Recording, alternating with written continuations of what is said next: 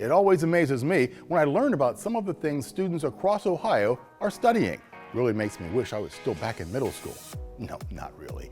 Okay, this week's A+ award winners are a great example of something I wish I did have the opportunity to learn about and take part in. Mr. Ranford's STEM class at Springfield Middle School in Holland is learning about 3D printing. 3D printing is a process for making a physical object from a three-dimensional digital model, typically by laying down many successive thin layers of a material. The students get to use CAD software to design objects and then they print them. CAD's an acronym, by the way, for computer-aided drafting. The students have used the projects to make things like keychains and name tags and custom bookmarks, which is pretty cool, right? Well, it gets way cooler. Some of the students realized they could put this technology to work, making the world a better place. The students started doing research on some of the things they could make using the school's 10 printers.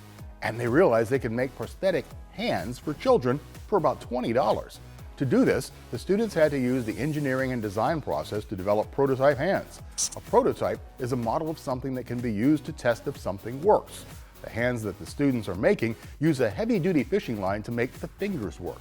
Deontay told us that I liked learning more about how my hands work. I hadn't really thought about tendons and what they do. I'm learning a lot. Each hand takes about 43 hours to print, and so far this year, they've made an astonishing 16 hands, and they're working on 16 more. Mr. Ranford told us that the students are learning a lot about trial and error, and he encourages them to fail forward, which means to learn from their mistakes in a way that helps their project to move toward the goal. The mechanical hands aren't yet ready for people. They still need to go through more testing from an organization called Enabling the Future to make sure they can stand up to the rigors of use. We think Kalacia said it best when she said, "I feel good knowing that I'm doing things that will help people."